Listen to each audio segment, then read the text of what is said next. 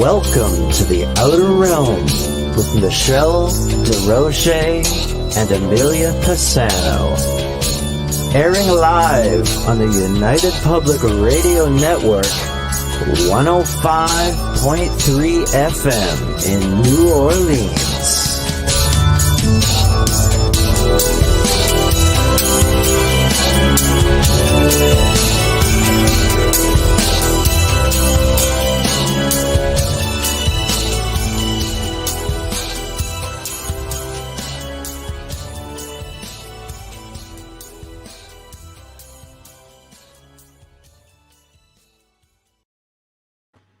Good evening, everybody. Welcome to the Wednesday night segment of The Outer Realm.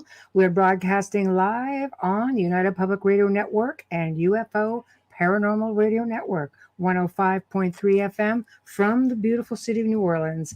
We are fully sponsored by the amazing folks over at Folgers Coffee, who have been a part of our journey since the very beginning. So thank you, Folgers. We couldn't do it without you. Also, our other sponsor, Justin Snicker, Dr. Snick, a.k.a. the Sonic Surgeon, who is an award-winning composer of Halloween, horror, sci-fi, and dark wave electronic music, whose music can be found pretty much anywhere that good music can be found. So check him out. Big thank you to Steve McGinnis for all the artwork that you see on the Outer Realm. Thank you, thank you. Tonight welcomes for the very first time Alan B. Smith, and he's going to be discussing his paranormal, let me see if I can get this up here, his paranormal film, and I'm going to put it right up here, guys, right there.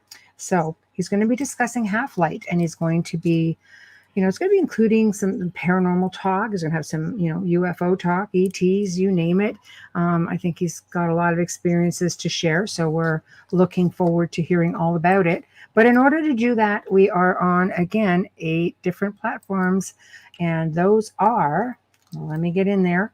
Okay, so if you're on YouTube, you're at The Outer Realm, you're at UFO Gods and Extraterrestrials, UFO Paranormal Radio, News on the Flip Side on Facebook, UFO Paranormal Radio, and United Public Radio Facebook, Canada's Most Haunted, of course, Joe Montaldo, UFO Undercover.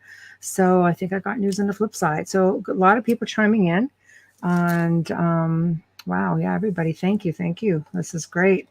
Amelia, how's it going? Good. How are you? Together here. Good. I'm okay, man. I'm okay. It's the first day of fall. It's been a day. Oh, yeah. It's only Wednesday. It is. I had back-to-back meetings, and then, this kind of came out of it. It's like, what time is it? What day is it? But it was good. Yeah. It was good. Can't complain. Yeah. Can't complain. Always love show night. Just why is it that, show day is just always extra busy, it seems. I think you're a very busy person. I think that you're just so busy, you just notice it more on show night, because then it's just one added, because we work on the opposite night. So it's not like we're not working. It's true. It's just you notice it because the pressure of 9 o'clock kind of thing. Anyways, true. That's how it is for me, because Tuesdays and Fridays we work together, Michelle and I, and our time that we work is never really set in stone. It's how the day goes, and when are you going to be home, and when are you going to be home, and that kind of thing. But Wednesday and Thursdays, you have to have your butt in your seat by this time. I do, and alternate Saturdays so for the other show, right? Like it's crazy. But I think what we're going to be doing for October with the Grey Zone Uncensored is going back and playing, I think, archives from the original shows. Yeah. So exciting. I know. But just because October is just extra busy for it really me is. And definitely, Joe as well. So we're just sort of like, you know what? I came up with a brilliant idea. Hey, why don't we do this?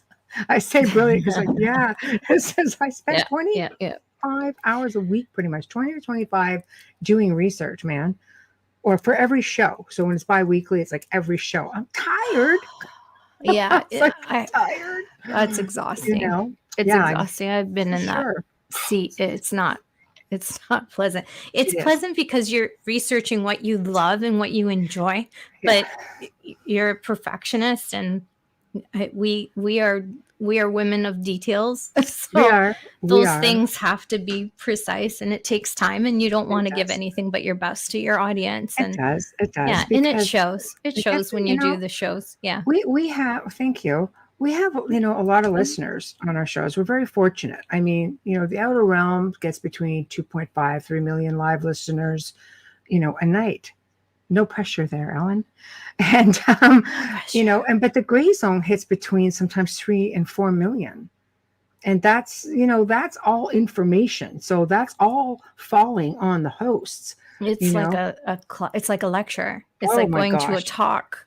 You learn a lot from those shows. I watch them just to learn, so I can keep up with the guests. But exactly. Yeah, so it's a lot of work. I have emailed you the link, Ellen. We're waiting for it, so maybe we'll just read off the bio. Yes, I wrote a beautiful intro today and misplaced it. I know.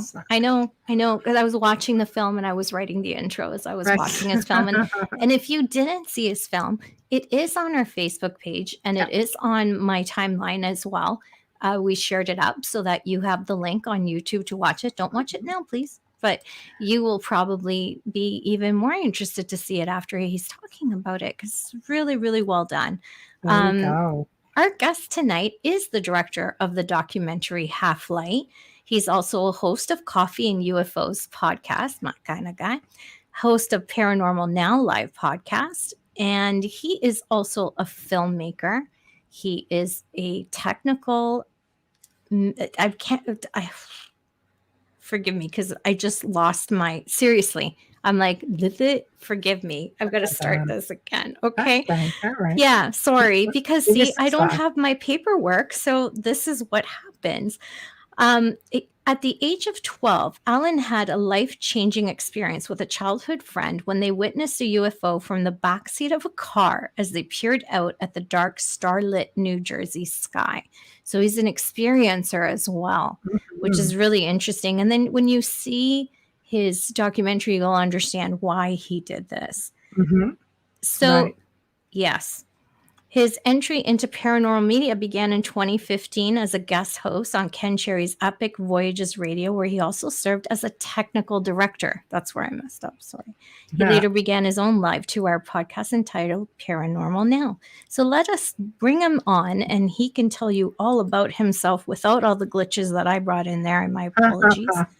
All righty, here we go. Hello. Hey. Hi, how are you? Sorry about the tongue tie. I had this beautiful intro written out for you. I was watching your film today. I love it. And of course, I recognize Cheryl Costa right away because she's a frequent guest. So the voice, and literally just last 2 weeks. So her voice just captured me right away. I'm like, oh, Cheryl's on this. So I wrote this beautiful. And I'll just have to email it to you because it's somewhere in my house. At some point, grabbing between 25 coffees today. It's in between there somewhere in a trail. It's probably on my kitchen counter. I'm so sorry. No, I can relate. I've reduced my coffees, though, to about 20.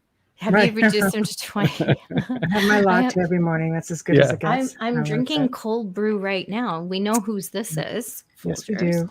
So, I just want to thank you, Michelle and Amelia, for having me on. I really appreciate it. Thank you for it's a pleasure. Yeah, it's a pleasure. It's after being in the field for as long as I've been, it's always nice to see other people's perspectives on everything. And you had such a nice array of people in the film. It was always nice to hear the different stories and their opinions, and because it is really vast. The paranormal is just so non-definitive.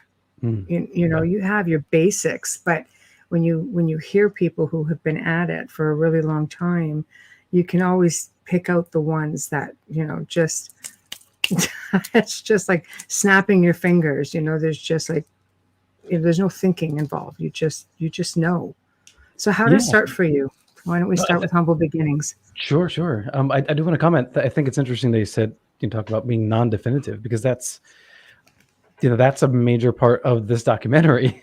Yes. Is that there's all this stuff, and it's not like we're not proposing a theory except for this maybe through line of love, but like it's so hard to define this, and like to assume that any of us can really corner this and say, okay, and pronounce this is exactly what I think is going on or what I know is going on. I think those who are seasoned in this know to steer away from that, because you end up contradicting yourself later down the road. Yes, it's true.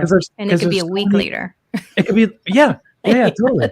Well, when you're doing shows, you're talking to someone and someone has a different perspective on something, and you're going, oh my gosh, like this is completely changing how I see the phenomena. Every experience, as similar as they really can be, will be different for every person, because it's the individual that's different, and it's the individual that will, how they perceive it. Here, Tamara says it right. There you go. Paranormal experiences are always a personal experience. Absolutely. Exactly really right. Well said. Yeah. Exactly. So this is what I always say. And every time I've worked with families, because I work primarily, for the last 2 decades, only malevolent hauntings or alleged demonic infestations. It's just where I chose. I just never found it difficult to do. And it's always different. You've got the basics, but when you're dealing with people with different faiths, different opinions, different fears, different reactions, that's what makes it all. It makes it all different. It's not black and white, cut and dry. You can't go into every place and do the exact same thing, because it doesn't work. Yeah, that's really interesting. I know I'm supposed to do my bio, but I have to respond to that, because what you said there is really, really perceptive, and obviously you're experienced, because whatever these things are, whether it's shadow people or ghosts or extraterrestrials, how can you possibly study something that is, one, clearly sentient and conscious and seemingly aware that you exist, and then it doesn't want to be found, or only wants to show itself just enough? There's no way to do like a proper scientific method approach, because there's no control, there's no regularity, it's so difficult to repeat these experiences. It's all it has to do with the mindset as well. Of the researcher. That's true. Yeah. Or the experiencer. Go ahead, Amelia. Thank you. We have that signal, so we don't talk. So if you see me pointing, it's not a twitch. Seriously, I'm just like, what I was going to say, because I just wanted to fit in. So you can do that too, but you get to speak first, so it doesn't matter. There we go. That's right. Don't worry. Don't hurt your finger. Just be you and talk. I love that you said, for something that perhaps doesn't want to be caught, for all we know, it doesn't even know that it is being caught. We're not even positive about that in a different, when you look at it that way, we're not really sure if. Which makes sense right here. Yes, because Dolly Saffron, hello, Dolly. I love saying that. I just love saying hello, Dolly. I know. The perception totally depends on your psychic abilities. Yes. We had a guest who believes that shadow people are time travelers, and that was the first for me. And I had to I've heard that theory. I had to look over that in my mind again, case after case that we've worked on, and things that I've seen, and think, did I read that right? Some people think shadow people are actually friendly. We're like, never seen one. I never encountered a friendly shadow. Never encountered one. No, not a nice one. No. Well, that's really interesting, because AJ Rasmussen, who's in the documentary, she explains when she was younger that she saw shadow people, but she never perceived shadow people as bad. She just she felt she literally says it was a comfort that they were there, and then later contextualized that as they were probably feeding off of her negative experiences, and so negative energy, or maybe creating it, or possibly that's the thing, to is that generate that energy for food. It's one of those moments though where I started to question, because I was going, wait a minute, everybody says that shadow people are evil.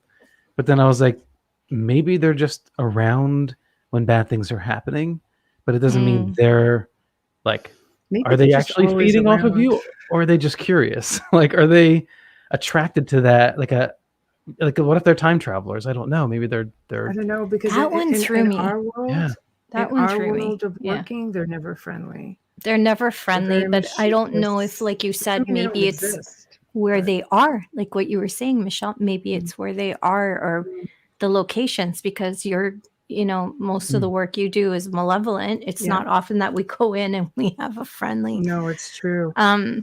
So we're already expecting that when we go in. So nothing ever really is. But do you think it would be different? Hi, Steve. Being a child versus an adult encountering shadow people? No, I think. I mean, we've seen children get just as tormented as. Tormented, yes. Tormented as adults. They can create all kinds of havoc, and they're easy. It's easy for them to hide. Yeah. So I don't know. Like I said, we've had people come on who just say, no, they're just another race of people. They're really good. You can get white shadows too. They're not all dark shadows. We've had them in this house, white shadows. Yeah, we've had white shadows here. I see, and I refer to those as myths, as spiritual myths. So I think that could be something too, just like your own kind of labeling, and it's like psychic language. It's not the same for everyone. I wonder if sometimes we're all reading this differently, but we're seeing the same things. What we'll do is back up a little bit, and maybe you can give us your humble beginnings, like what. Not everybody, I mean, if you drop into this field, it's usually because you've either had an experience or you want an experience.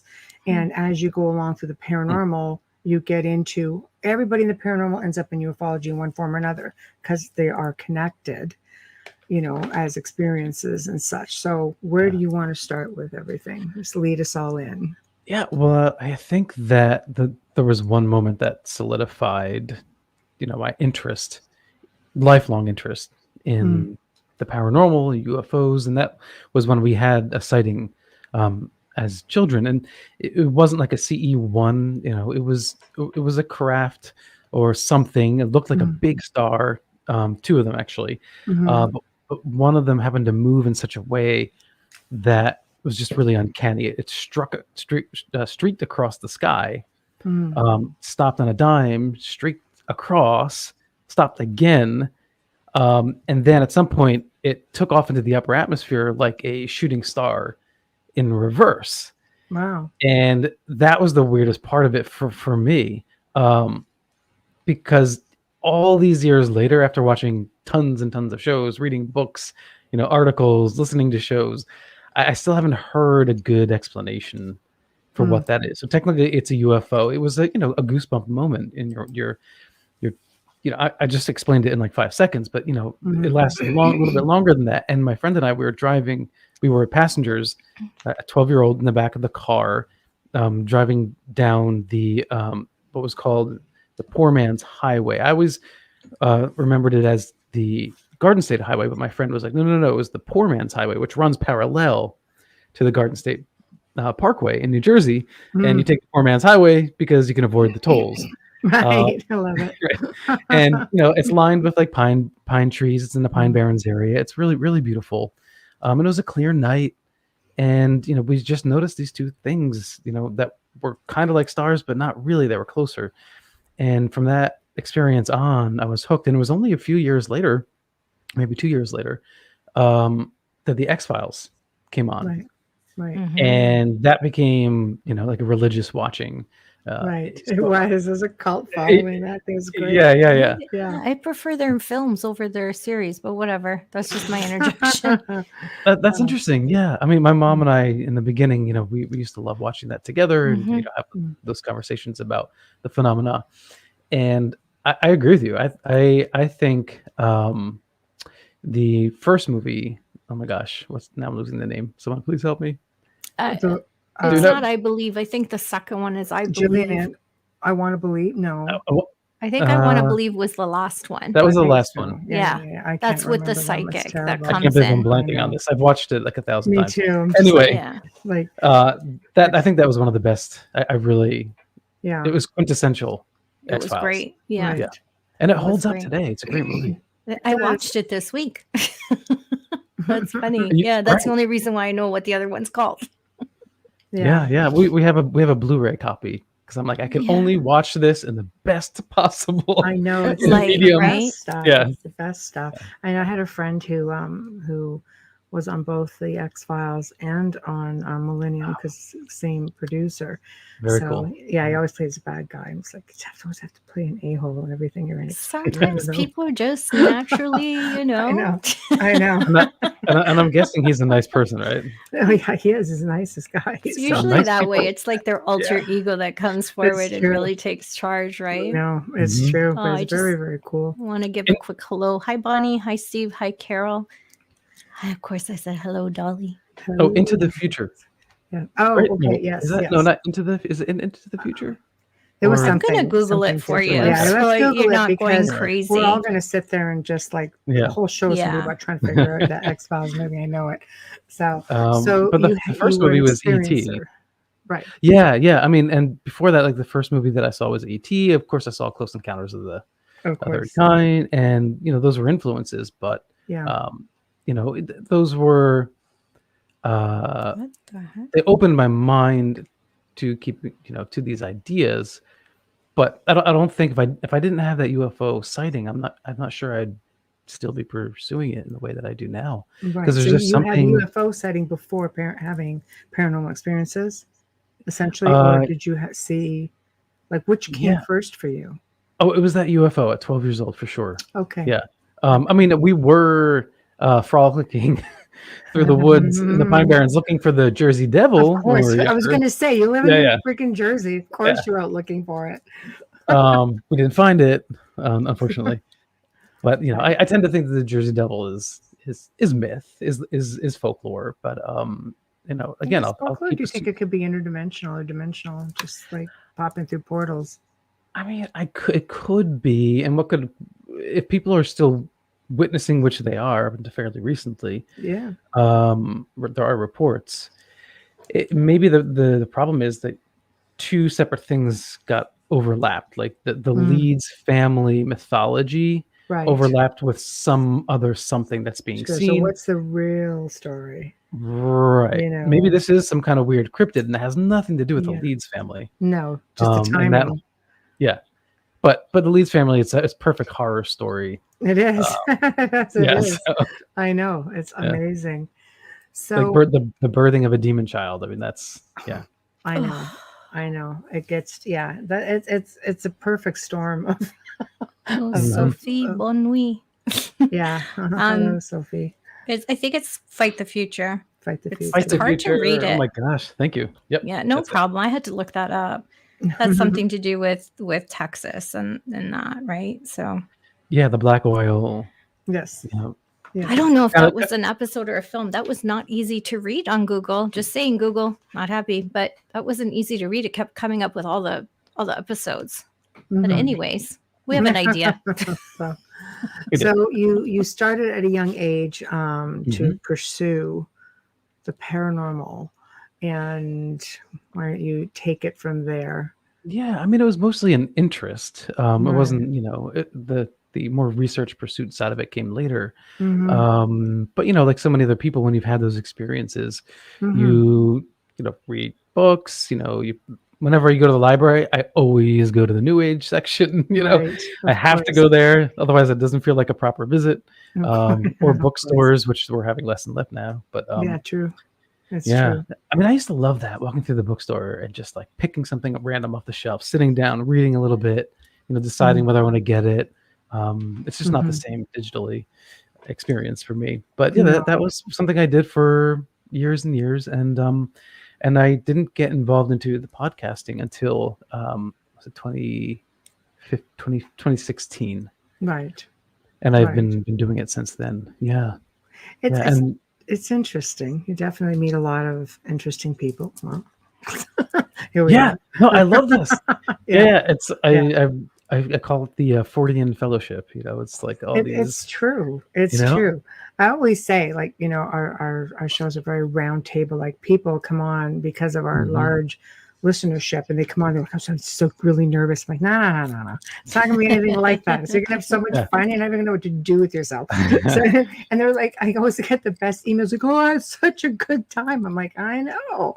So because some of these topics can be really dark though. And you want to there's a lot of people who tune in, and for us, our biggest listenership is it's all audio because we're an FM station as well. Mm-hmm.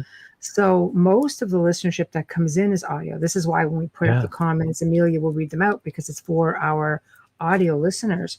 But you just never know who's listening. And I would hate to think that you're having really dark conversations and maybe you've got like young people listening and they end up being really frightened. So we always try to keep it uplifting, even though it can take a pretty serious tone. So let's talk about the serious tone. Have you had, tell us about some of your darker moments in the field? Have you had any? Not really. Okay. I've had a scary moment. Okay. A creepy moment. So I don't know if I would call it. It depends on who you talk to. So for me, it wasn't that. I wasn't necessarily worried, but we were camping and we were on James Gilliland's ranch. If anybody's familiar with James Gilliland, the East City Ranch in Washington. Right. And on his ranch at the time, this was like 2009, 2010, you could go there, put some, a little bit of money, whatever you wanted to, into this little box, and you can camp, just bring your tent and camp on his compound. And he had this center. Yeah. Get in, but you can never get out. Right. I'm not. Thank goodness. But I think there's some people that don't want to get out. So he had a space that was designed for CE contact and meditation, all that kind of stuff. We didn't do that. We just spent the night. We were road tripping. And we were hanging out with some people that night who were because apparently there you could see ETs or UFOs, and so they were doing the laser thing in the sky, trying to call down the ETs. Almost like a CE5. Yeah. I mean, that was way back then. That's pretty cool. Yeah, it was. And we saw this light coming towards us, and then it was getting closer. And then the person we're with is like, "Oh my God, it's them!" And we're like, "Oh my gosh, is this really happening?" What do we do now? And then as it gets closer, it's a helicopter. No. It goes overhead. And then I'm like, oh no, we're going to get in trouble. We're pointing lasers at a helicopter. Right. Right. And so nothing happened. But the people we were with had said that they had seen things before, and hence their excitement because they're like, oh my God, it's happening again. And Mount Adams nearby, people see lights. There are apparently but you don't fear it, portals there. No, it wasn't. There was no sense of fear at all. It was much more celebratory, embracing the weirdness. Yeah. Well, it's always good to embrace the weirdness, but I mean, so what weirdness? I know. Maybe we're the normal ones. Excuse me. So maybe they're the weirdos. Your perspective on ETs, then? Do you think there's something to fear? You've interviewed all these people. Do you think, because let's face it, you have media and everybody just fear factor, false flag, one after the other. What is your opinion on that? Wow. Okay. That's a great question.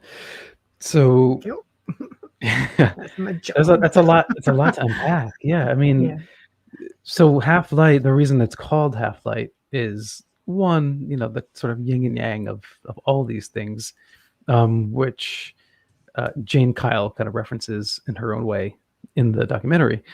But it's also the darkness and the light of the paranormal. There is that scarier, trepidatious side of looking into it, and it doesn't even require going out into the woods with a flashlight and a night camera. Just sitting at home reading a book and sort of opening yourself up to that realm can be a very scary experience. And a lot of people, you can't even talk to them about ghosts. They forget about going to see movies. They don't do the campfire thing. No. Because I think we instinctually know that there are some dangerous forces out there, whatever they might be. Absolutely. But the ET thing is complicated because, a friend of mine, Heidi Hollis, had asked me that question, and I was really struggling with the answer, and it took me some time to think about it. These people who are abducted, or allegedly abducted by extraterrestrials. The majority, through statistical study, has shown that over time, 80-something+% see that experience as a positive, but they didn't necessarily start there. It started as a scary, traumatic experience. But you think it's because of the person's own fear? I mean, being taken without permission or without knowledge, or hey, what the hell are you doing in my bedroom at 3 o'clock in the morning? Maybe that's something that simple. That one sounds a little personal, Michelle. Right? Well, but maybe it's our reaction that makes it a bad experience, is what I guess.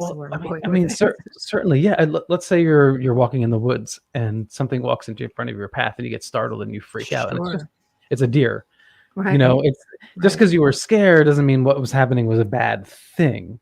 Right. But there's a difference between that. Let's say they were like, we go out and we tag dolphins, like we capture them in a net and tag them, or sea turtles, and for them it's like, what the heck is going on? This is something came at me. I was just sleeping in my bedroom. Right? Maybe they're having coffee with their friends right now on a podcast, going like, I can't believe I was abducted, and they stuck me with a needle. Yeah. Right. And I've got an implant. I'm just imagining sea turtle podcasting. I like you a lot, Alex. So the dolphins got an implant. I love it. And they're podcasting about it, right? Yes. So that could be us, because what we're doing to the dolphins and the sea turtles is for the species' own good. They don't know that. I mean, maybe dolphins can figure that out. I think that it might be just intelligent enough that they can infer, instinctually know that we're doing something good or positive, constructive for them. I don't know for sure, but that would be pretty interesting. Sea turtles probably not, right? They're just like, what the hell? Yeah. And the same thing for us. However, there's a difference between a sea turtle and a human, which is like a much more complex sentient being, and we think in abstract. We can imagine other species that are smarter than us and more advanced than us, and we have debates about ethics and morality. And then for some other species to come and just do whatever the heck they want with us because they think it's the best thing for us, and then compound that with impregnation and like hybridization, and then allegedly taking someone's hybrid child away from them. And then I know like the reports say they get to visit their children, like Debbie Jordan-Kauble and others. But imagine if a human did that to another human. Imagine if like the government had a secret program and was doing this to humans, and I would be more apt to believe that. Right. And their justification is, well, we're doing it for the benefit of our society. You'd be like, it's still not okay. Like it's a version of a rape, right? I mean, it's not okay what you're doing to someone's organs and their body and emotional. So I struggle with that. I struggle with that a lot, because in the documentary, the common thread between all these various different paranormal experiences is that all these people who have had like not just some traumatic paranormal experiences or scary experiences, but like really challenging human experiences, what other humans did to them, or just what nature and life just happens, right? And they still turn out to be seekers, spiritually, religiously, metaphysically. And they're all like really awesome people. These are people that I've met and become friends with over the years. And that was part of the reason why I did this. Because originally the documentary was going to be kind of just like a love letter to the paranormal world, the paranormal people. We were in the pandemic and we're all just hanging out on Zoom or whatever. And then it kind of evolved from there. But that's the mystery. And I'm still trying to figure that out. And that's, I kind of think that maybe that'll be the next phase in trying to, and I don't think I'll crack the code, because we've all been at this for so long. But if I can just get like a little piece closer, because I really have a hard time reconciling those really extreme abduction cases I lean to, my lab for sure. Military abductions for sure. I mean, they're traumatic. They're not, they're not as advanced in their technology. When somebody tells me something, usually you can tell by what they're saying, just with the technology, things that have been done to them. I don't think that, because I've had ET experiences, and they've been, once you realize it, and you just calm your butt down about it. That's the key right there. Mom did that too. Calming down. But once you do that, it's just a completely enlightening experiences. Totally enlightening experiences. Does that mean then that the military, if it's true that it's the military or government, earthly government otherwise, abducting people, that they have the ability to do screen memories as well? Yeah. I'm going to give you a little something. If you haven't read this book, read it. This is a story about Dolly, actually. Symmetry. I've got it back here on the shelf. Dolly and Preston have been on the show. Dolly. A couple of times, Preston many times, but it is a book by Preston, done it? Yeah. I had a chance to chat with Dolly too, and I just want to shout out really quick to Ufi in the chat. Hello, Ufi. Yeah. Hi, Ufi, and MJ, and there is another one. We have another question on shadow people, so we'll come back to that question, Steve, when we get back to. I don't want to think we're ignoring it. Sorry, Marie. No, I wanted to say hello to New Brunswick. I can't remember the name. There was someone, Bonnie. Hello in New Brunswick. Okay. And I messed up Montreal. It's bonsoir, not bon nuit, but bon nuit in an hour. MJ Gas says, are dreams of the fear of abduction UFOs? I always feel like I have to hide, but then I tell myself it's a dream, but I have a mark on my body that has been unexplained, possibly a scoop mark. A scoop mark.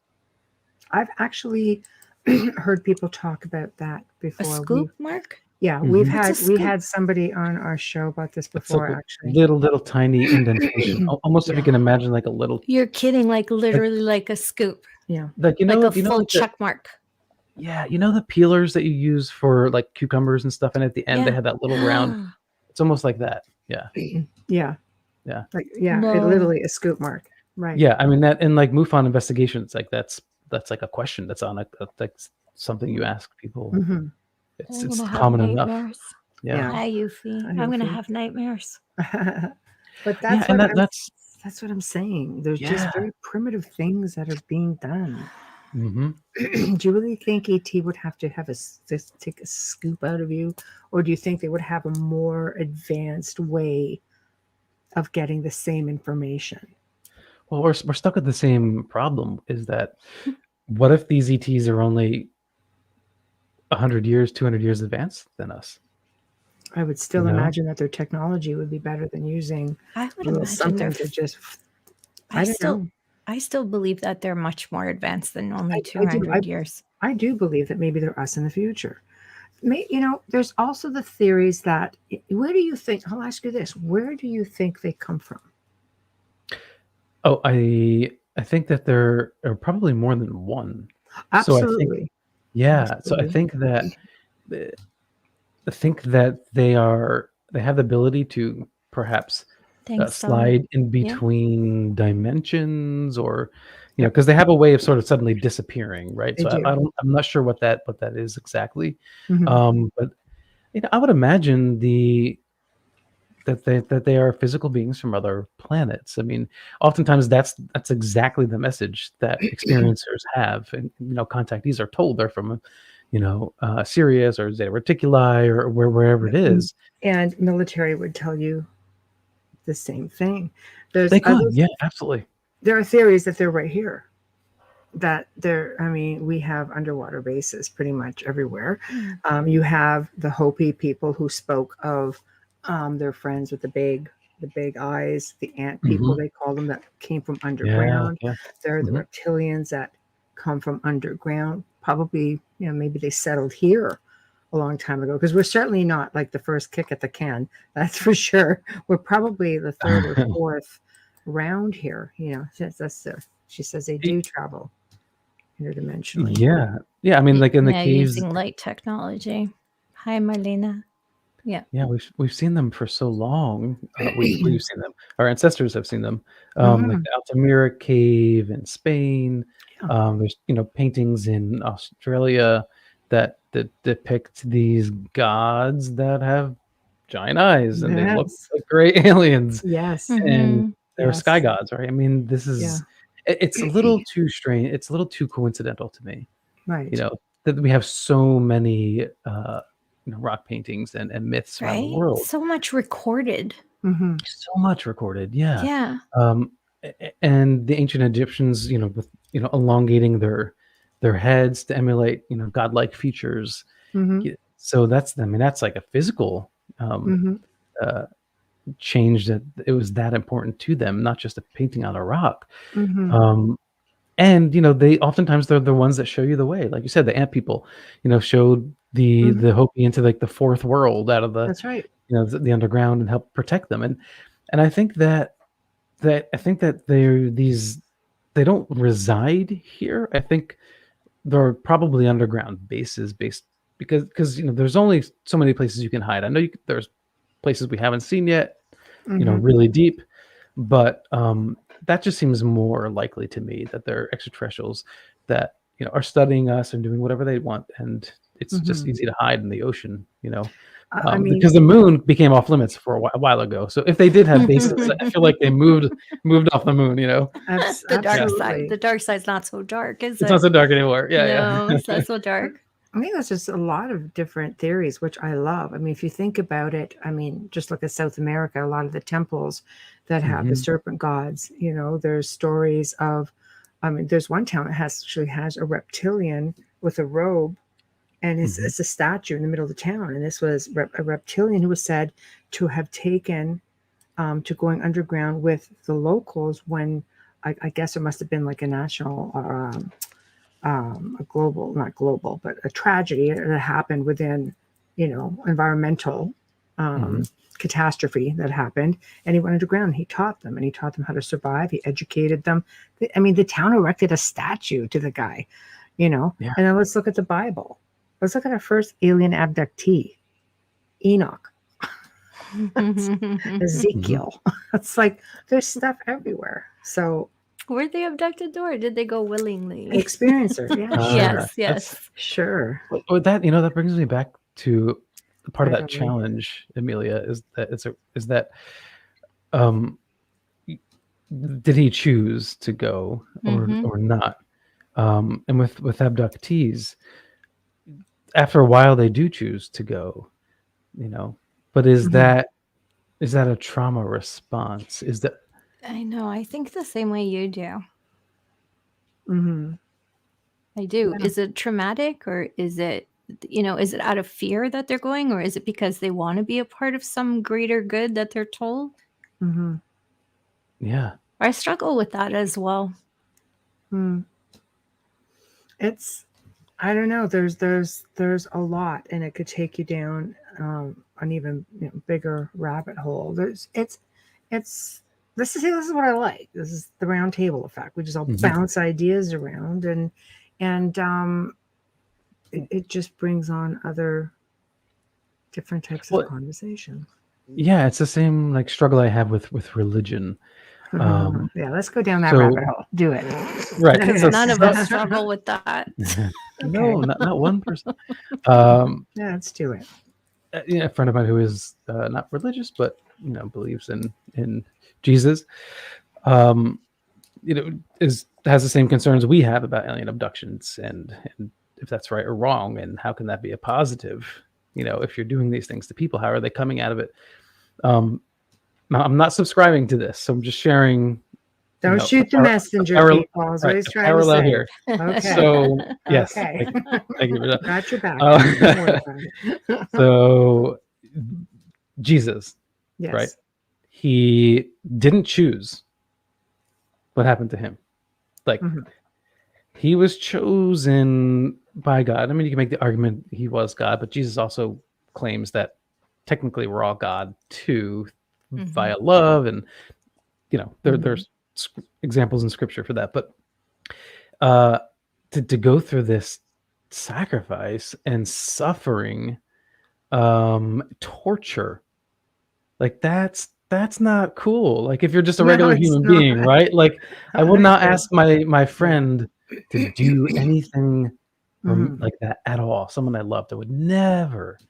And yet in the Bible contextualizes that like it's something kind of like the, you know, a little bit like the hero's myth. You know, he had to go through this journey into the abyss, into the darkness, and but the difference between the hero's myth is the hero chooses that. That's right. You know, the hero journey, you know, he or she goes on this adventure and gets challenged and then grows spiritually from that. And sometimes there are events that cause them, that spur that, but it's not some being that goes, I'm going to make you suffer. Here you go. Right. And that's what the aliens seem to be doing in some of these cases. And that's what, you know, God did to Jesus and Mary and Joseph had no say in having a child together. But it's okay because God. And so you can make that parallel with the extraterrestrials. So if you're okay with the religion doing that, then I guess you could be okay with ETs doing that if you believe that in the end it's all towards some benevolent cause that we just simply can't comprehend. I mean, maybe these extraterrestrials are like 5th, 6th, 10th dimensional beings that are just so beyond us intellectually, spiritually. How do we know that? Okay, I'm going to put this out there. How do we know that God isn't an extraterrestrial? Because if you go back to the Old Testament, you know, he was called the Hebrew God, and he would say, "You shall not worship any other god before me." There were gods. So, well, but he just ended up with Yahweh, the Hebrew God. Yes, but he also, well, John in the Bible 4 something I can't remember, you know, it talks about God being is love, Of course, and by something like being love or and embodying love is to be God, right? And to me, the message I get there is, okay, so the grand message here is God is love. So if you embrace love, you are godly or you are God. If you believe in the whole oneness of the omnipresent, you know, creator, and that we're all just extensions of the center. And then, you know, even Jesus, he was challenged like when he was, I forget what he did, but it was just for blasphemy. He was going to be stoned or something. And just and that. Yeah. I was like, stoned or something. I love you more and more as you speak. So you can tell I'm not religious, but I was raised Catholic. Yeah, so were we. Don't worry, we're in the same boat. Yeah, I gotcha. All right. There's that camaraderie there. Yes. So what was I saying? Okay, so yeah, they were going to stone him for blasphemy, and he quoted something in the Old Testament.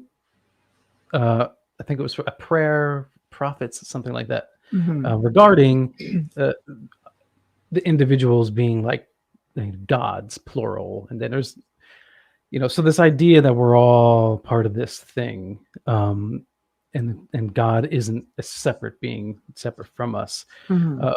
If you believe that, I'm like, then you can really twist. And I believe it, but I don't believe what I'm about to say. Then you could really twist this and go, well, whatever they're doing, then, you know, we are kind of taking part in it. This beautiful unfolding. I mean, you know, we're living on this planet, and it's like it's all connected, right? And you know, the documentary, you hear someone like stories from Race or AJ that are just heart-wrenching stories, real stories. It has nothing to do with the paranormal. And he learned from his experiences from that. Years later, he grew up and he learned, and you know, he says it in the film, you know, you have to choose your friends, right?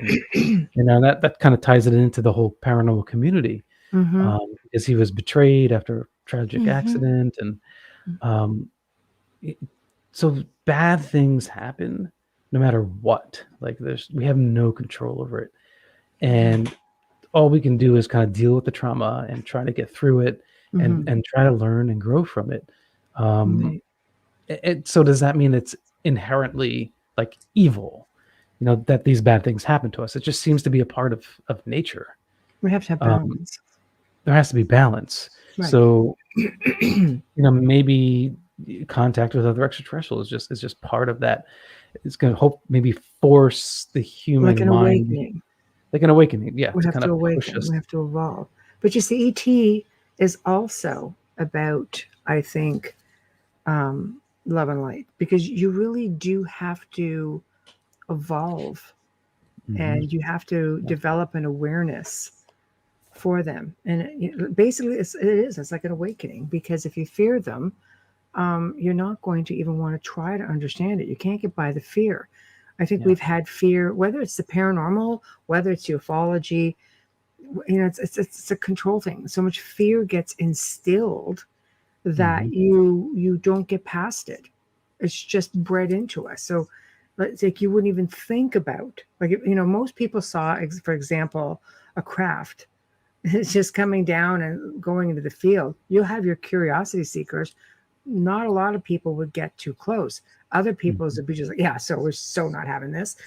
That would be the end of that. I think, to actually embrace it, you would be that person going out there and saying, no, I want contact. I want contact. Period. So something really weird happened. It didn't even occur to me until like just now, basically. We've talked about on my podcast, I'm sure as you have too, about CE5 and calling down UFOs and like talking to Katie Page recently, and she's like, you just have to do it and it'll happen, right? And on occasion, like I'll say something, right? Yeah, you just do it mentally. Just telepathic, right. Like some kind of looking out there. Not me. Yes, like No, I'm not going out there with anything. No, okay. Get out there with your megaphone. I'm good. But you tell your story. I'm very interested.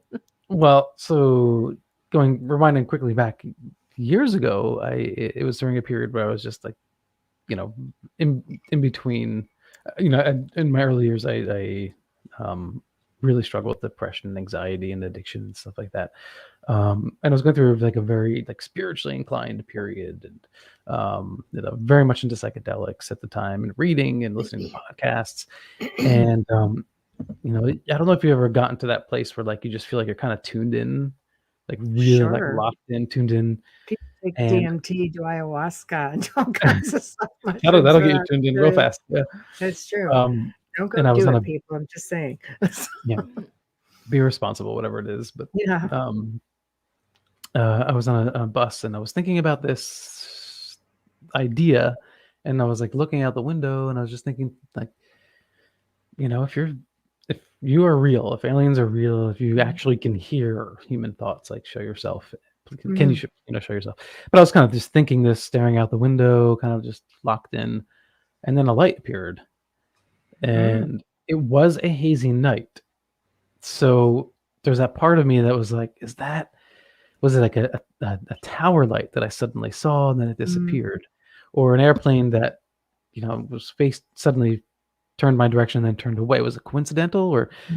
But it was the really strange, just timing coincidence of it. And then so last night, I just was thinking about this.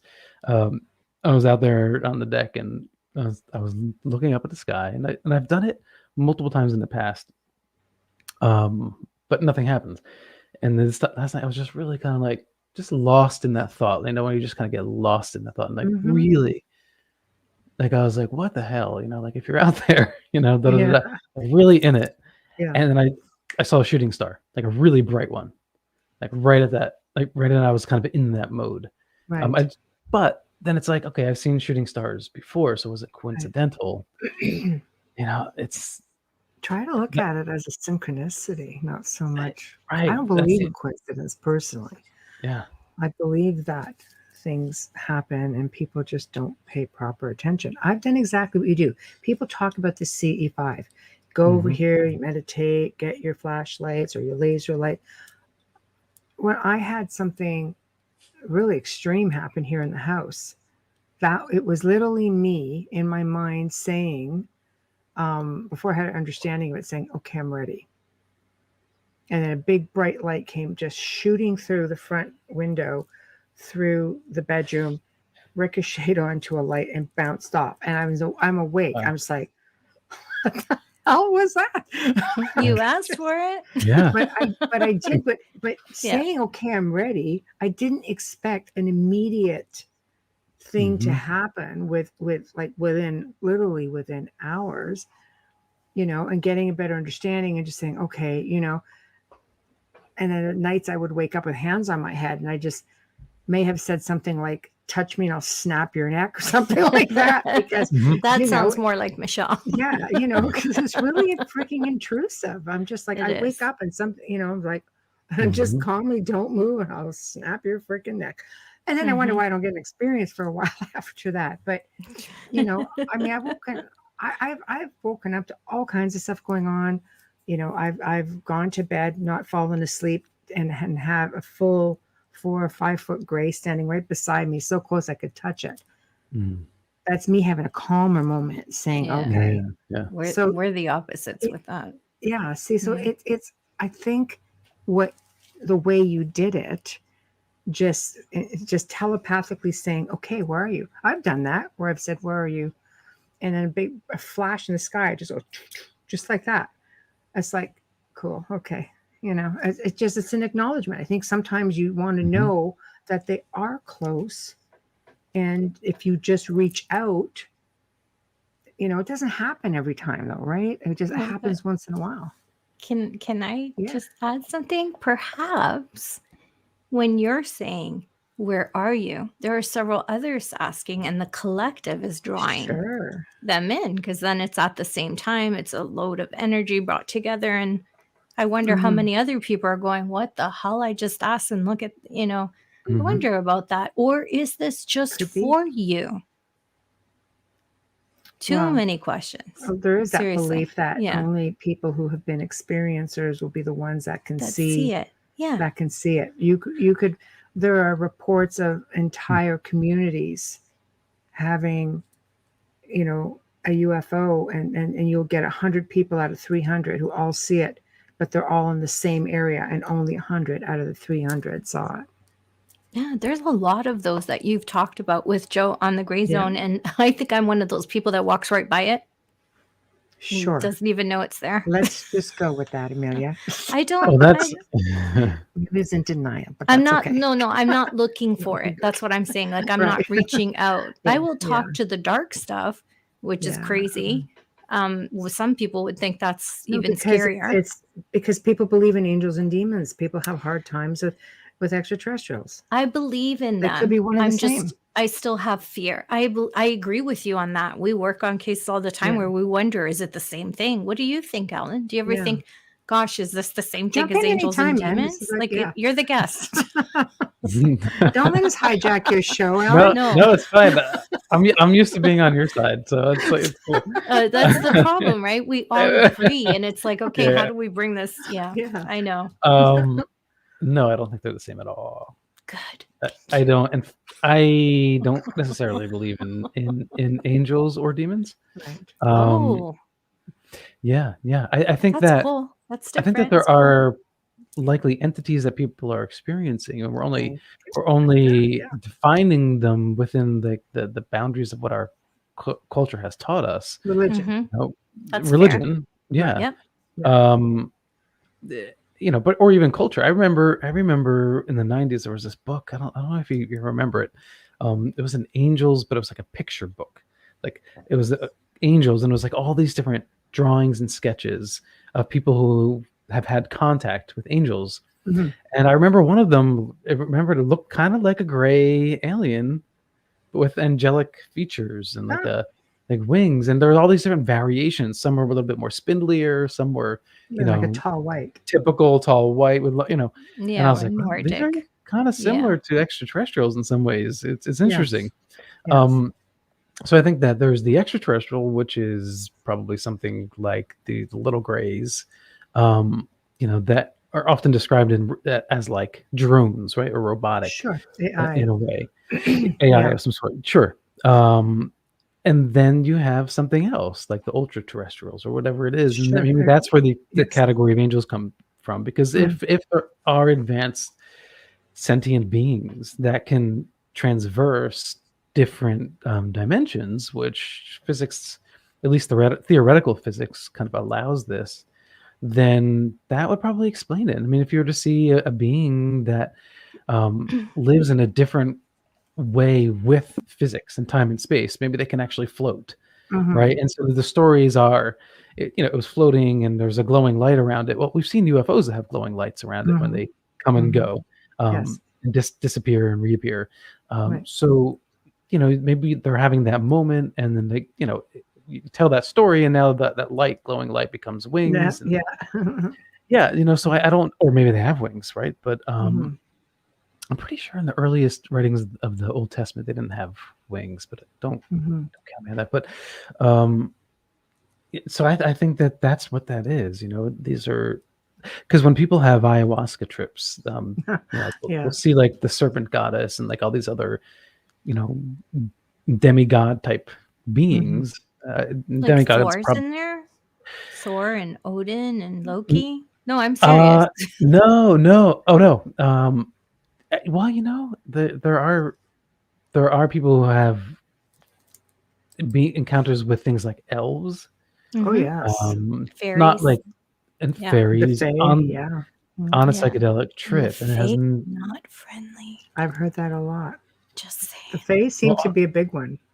Well, the Irish mythology, the original like writings of it, or descriptions, are like big-headed, gray. Yes, that's what like a fairy is. Yes, like exactly. Big-headed, gray. The same with big artist eyes. in all of these books, the same illustrator. What's going on? Well, Mark always spoke about this on the know. show. Yeah, a few weeks ago. But that's really bizarre. Yes. No, you know what? I think there's a lot of this lays in the roots of folklore, ancient civilizations. I believe all of the teaching, the knowledge has been left for us. A lot of it's been hidden, kept from us. A lot of it is, hidden in plain sight, maybe just waiting for people to wake up and recognize what it is, or stuff surfacing, on a regular basis. You're seeing people are finding runes. We have the technology now to help us find this stuff. But have we been conditioned to, no matter what we look at, it's just like, no, we're so staunch in what we have been taught in our upbringing with, a basic education and religion, and, it doesn't talk to you about things like that.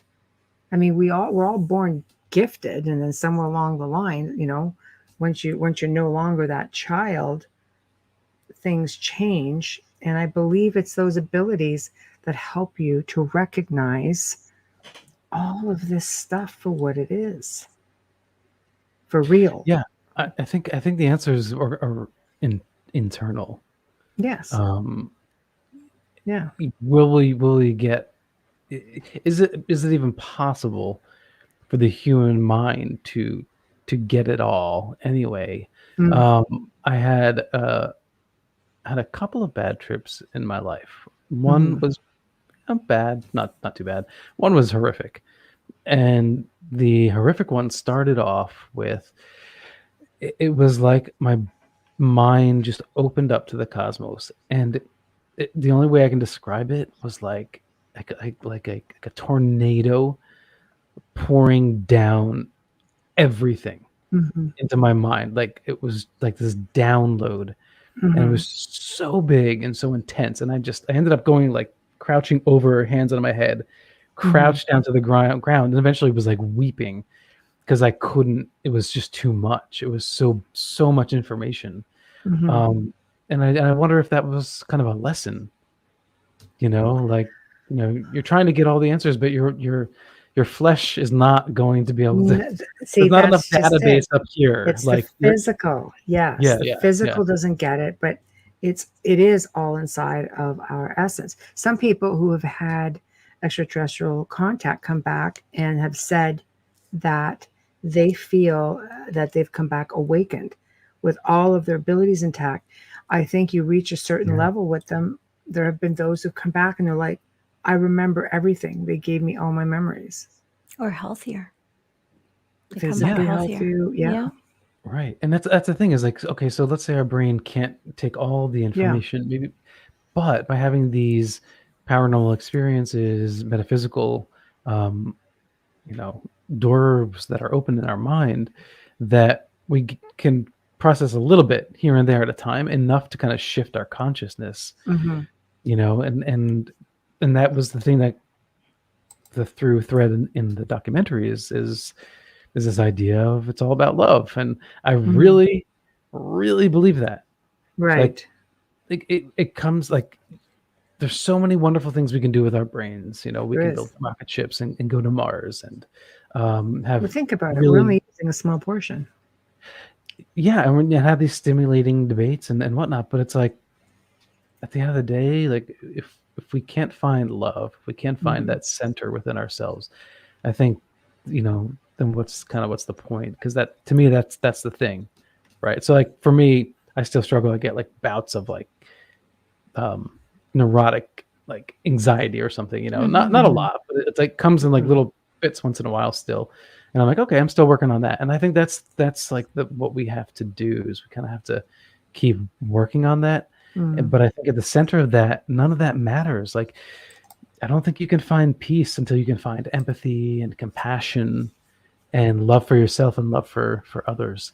And oftentimes that's the message from these ETs, even the ones that are, abducting and doing the hybridization. And Tiffany Mack in the documentary even describes like kind of like similar to you, Michelle, where she's like, get off of me. Like, what's going on here? these beings. And then she said all of a sudden, boom, like she had this feeling of like peace and tranquility and love, like kind of rush over. And she was like, it was so beautiful and calm. And I think that only a being that can feel that can know how to give that to you. Yeah. Right. Yeah. I'm of the same mind as you are on that.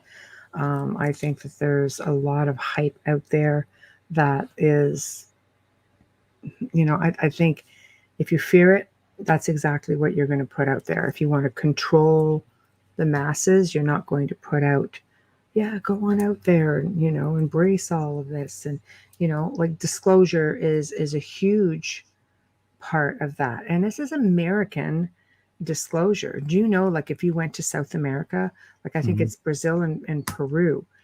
In Brazil, they have for years, decades, been encouraging all of their pilots to report their experiences, whether they're military, regular, anybody. It all goes to an archive that is open to everyone who wants to research it.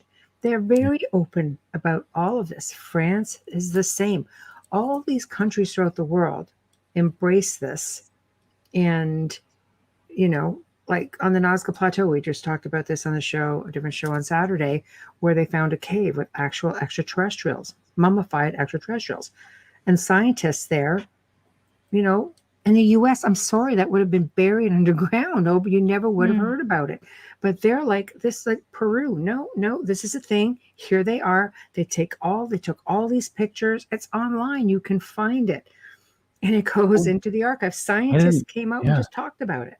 I didn't know because I would imagine that like tons of scientists from universities all over would be like dying to go down there. They did. And in 2018, they had, they spoke about it. Publicly speaking, there are papers on it. You can actually find it.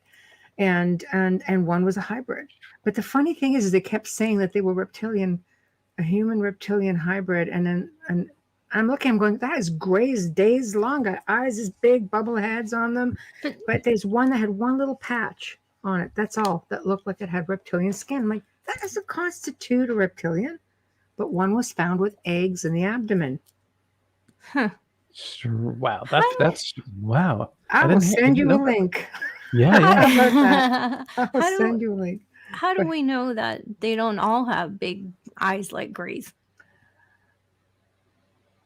most reptilians so Someone's far like, they what? don't. Yeah, I don't know. Well, I was going through the catalog of aliens in my head. Yeah, Like, and I'm there's thinking, so well, how many. do we? Yeah. When you Because see them, that's the most, familiar thing for everyone. it's a characteristic. Okay, I'll Yeah. send you both the damn link, and both of you guys tell me what you think. Well, I watch the show on Saturdays when you're on. Yeah, so then you would have seen the photos, right? It's crazy. It's just because you hear so many experiencers say, "Oh, these big eyes." It's like, but there are so many other races.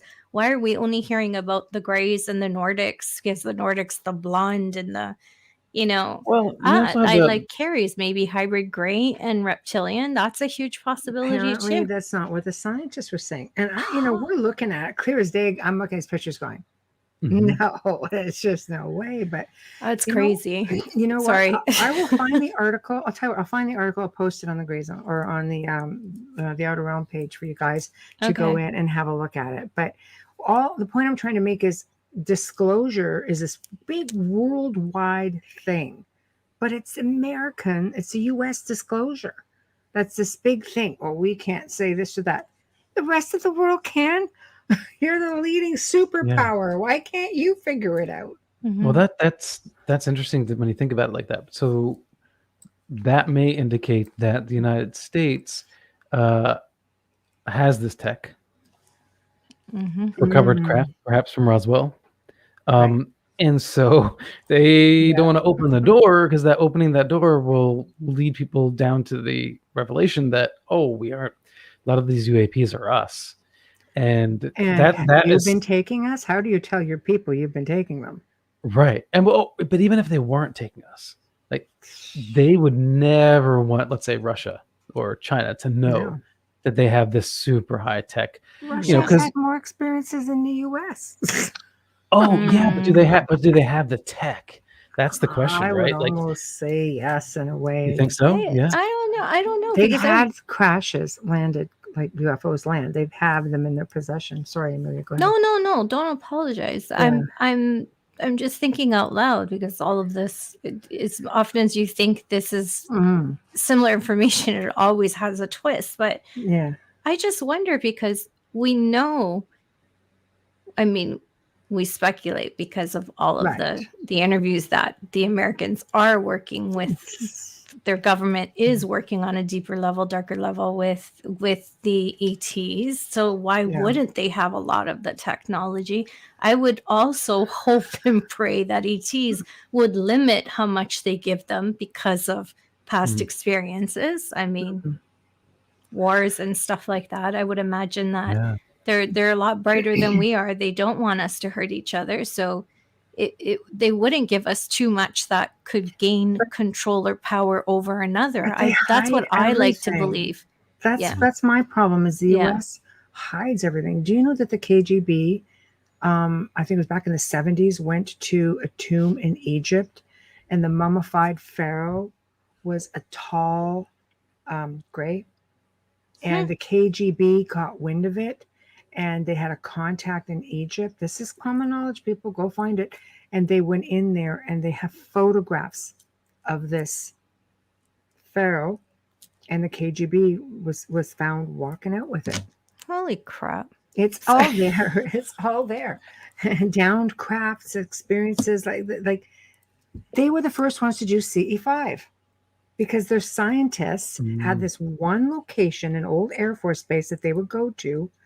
They're like, we never had to go and look for extraterrestrials. They came to us. You mean it wasn't Stephen Greer? They came down. It's back in the freaking West. Sorry, I had to do that. No, but you know what I'm saying? Russia had their crap together. Yeah, but I'm glad that you say that because a lot of people think Stephen Greer is the first one to come up with this because of his documentary. Russian they think scientists were doing look what Dr. Greer has done. Nah, I'm telling you. Alan's like, I'm never coming back on the show. No. I was like, what the hell? You're giving me so much to think about. Well, you just bring it all out in us. That's all. No. Stephen Greer, my understanding is it wasn't just him, but it was him and like a small group of other people in the late 70s or early 80s that started the CE5 thing. he just popularized it and did documentaries on it and really solidified a group. But it was he and like a small group of people that started doing that together. And so the other people don't really get the credit for that. Right. No, it's sad. Yeah. Yeah. But he's more marketable than the other people. But anyways. Yeah. I mean, his push for free energy and 0 point energy, I thought was great. I mean, that was prescient. I mean, that was in the early 2000s. He was really pushing that, and that popularized him before he started, perpetuating the CE5 conversation. And I feel like Stevens I think he's coming from a good place. I think most people in this field come from a good place, and then they just kind of get locked into this is my the Hollywood side of it, Alan. Yeah, he charges a good penny to come to a conference and speak to people.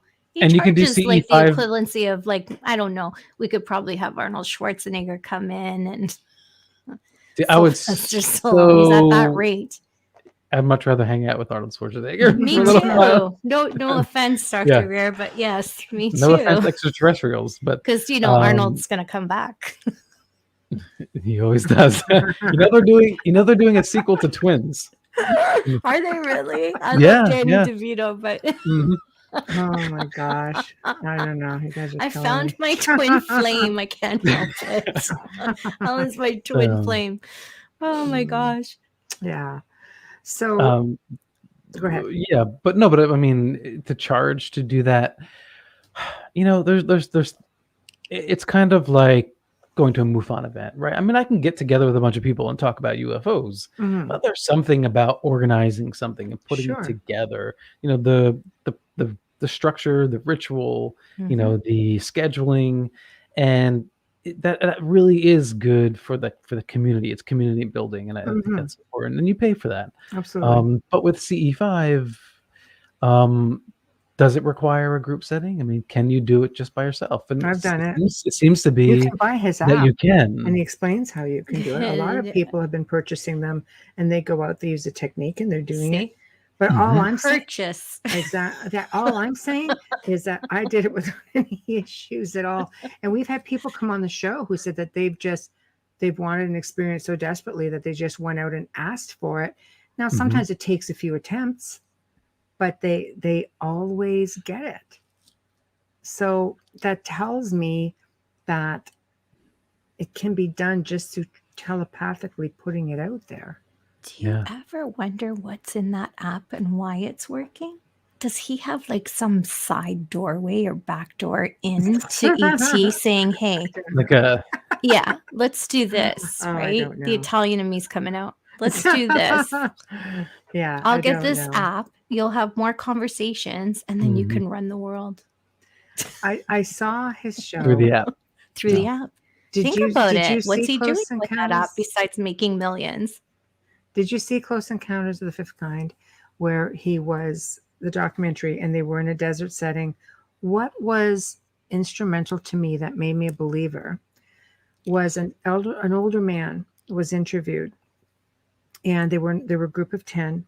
He said, I don't hear too good, right? So when they interviewed him, he said, in my mind, I was reaching out to these extraterrestrials, and all I said was, if you've come to me, please speak up, because these old ears don't hear very well anymore.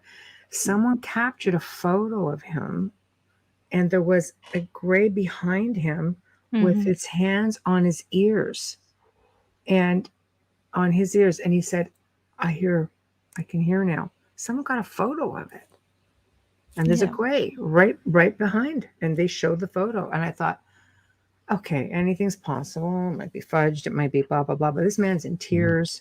Like, it was such an emotionally overwhelming experience for him. There's got to be something to it, I agree with you on that one.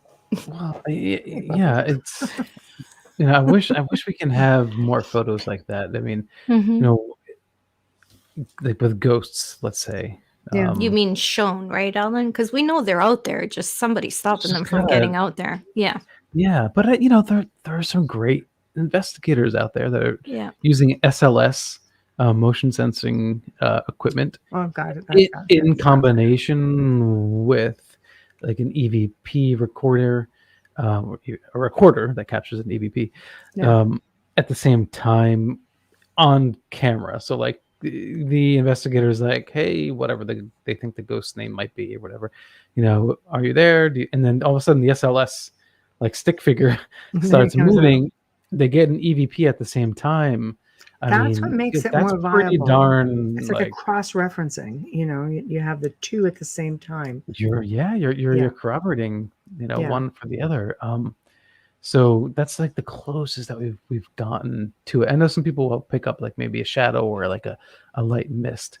But that's something on a negative. You can't fudge a photo on a negative. I love old school film. I've seen all kinds of film. Yeah, me too. I love film. Because the image is in the negative. Exactly. Yeah. And then you can't, there's no fudging it, right? No. I mean, you can analyze that. I was just going to say, Michelle always says, use a Polaroid. Yeah. They get pricey though. I think the prices are coming down a little bit though, because there's like a fad now of like having like younger generations, like teenagers, want Polaroids now because it's like a cool thing. Kind of like in the 90s we wore bell bottoms for a little while. Wait, they're coming back, Alan. I swear to you. No, this season. Oh my gosh. Not bell bottoms. Why they call them something different. High-waisted, wide bottom pants, cool, but they are bell bottoms and they are back for the fall and winter. Isn't that amazing? Just like every saying. All right, it's that time. Every 20 years, cyclical. Yeah. Oh, yes. Geez. Yes. Of ID, course. Man, we're gonna get Otherwise, fired. we would not be able to talk to you right now. It's true. Get our butts canned. Oh my gosh! Right? Okay. Terrible. It's not bad enough. I fudged everything else up. You are listening to The Outer Realm with Michelle DeRoche and Amelia Pisano, coming to you live on 105.3 FM radio from the gorgeous city of New Orleans, that I believe is probably even more beautiful right now during this time of year. Tonight's guest is Alan B. And we are really making him think. That's all I'm going to say. Poor guy. Let's hope he comes back. Yeah, because we pretty much hijacked him. We are hijacking his show. It's terrible, but we're all kindred spirits here. We're all on the same side, so that's why. Shout out and thank you to the amazing people at Folgers Coffee for fully sponsoring our show from day one. Thank you for your support and your continuing sponsorship. And we cannot forget the great Justin, the sonic surgeon, award-winning composer and musician. He is the composer of our intro and outro. You can find his music on Amazon and Bandcamp. And don't forget to follow him on Facebook and Instagram. He keeps dropping clips of his Halloween music, and he is the best at this. Stream or listen to our archives in the platform that you normally use. Please remember to like and hit that subscribe button as well. And I feel like I should. Oh, I'm sorry. Oh, sorry. I said we are on 8 different chat rooms tonight. We are airing simultaneously on 8 different locations. So just be patient with us. We are seeing things, and we will try to get some of those questions answered a little bit more towards the end of the show. Okay. Go. Your turn. Well, no, I was going to say, I feel like I should help. Go, do it. I was like, I feel like I should help out now and start singing the Folgers song, but like changing it a little bit. Like the best part of staying up is Folgers in your cup. There we go. Nice. Throw that out there. Because I love coffee. Do a commercial and promote yourself. We do play them. People actually do commercials for us. They promote themselves, but the key is Folgers has to be in there, and we've got people showing cups, little. You should play him dollies. Oh, okay. Oh, that's just for fun. Play dollies so that you can see what you need to bring us, Alan. Right, Dolly Saffron. Dolly Saffron did a commercial for us. Yeah. The best part of waking up is Folgers in your cup. Bam. Done. Anyway, it's a great way to advertise yourself. It's a great way to advertise Folgers, because Folgers actually does watch the show. They watch the show. Hi, everybody. Yeah, we have some of the brass likes to watch the show, and so you can promote your film. And it stays in the archives forever and ever. And our archives, especially on SoundCloud, goes. I'm down with that. Yeah. Yeah. So I can you have a great like, voice too. So. Oh, thank you. Do it and send it. Yeah. There we go. Now I have to. I feel like I know it's a challenge. Well, I'm going to do it. I will. That's why we applied that pressure. Yeah. Wow. There we go. So I can say thanks, Folger, for watching my film Half Light. There we go. Yes, and you can find that on, and you just put that right there. Yeah. So when you're having a rough go of it, just trying to make that film, and you have to keep yourself up. Gotcha. Except on my podcast, I also have a coffee sponsor. Yes. Okay. I have to be careful. I get it. I get it. Yeah, I get it. Don't do that. Don't do that. No, they're totally cool. It's not like that. Yeah, that's fine. People tag me on Facebook when they're at a popular coffee spot. I'm not going to mention began in Seattle, but anyways, and I'm like, I cannot let you sit on my timeline. It's just not going to happen. Yeah. Hubby drinks Folger's coffee. Carol Hernandez, hello. Yes. Just saying, as he should. Yeah. I noticed earlier, Carol asked a question about UFOs somewhere in the comments about, are UFOs seen in every country? And it's true, yes. Or she says they are, yeah. Okay, well, we can go back if you want to hit on some of the question. We're going to go all the way into the Wayback Machine right now where we're talking about shadow people. And here we go. Amelia. Yes, ready, Steve set, go. White says, very interesting subject on one of the theories about shadow people being time travelers. Now it makes me wonder, can some spirits time travel? I don't know. Just thought I put it out there. I'm glad you put it out there because I wonder about that too. Yeah, there we go. Yeah. I think that is a plausible idea because if they're time traveling in such a way as to not physically interact with reality, then that would make sense. So you don't accidentally, bump someone while they're building the Great Pyramid. But then you still have the problem of the butterfly effect. Like, how many people do we know that their whole life trajectory has changed because they saw shadow people? So that's the only challenge I have with the time traveling. Unless we're looking at like the many worlds theory, and that they're not actually time traveling within their timeline, within their dimension, parallel dimension, but they're coming to ours, which is very similar. Yes. Or if not almost identical, and traveling through ours, because they're like, well, if we mess theirs up, no big deal. Ours is still linear. Maybe we're the rehearsal.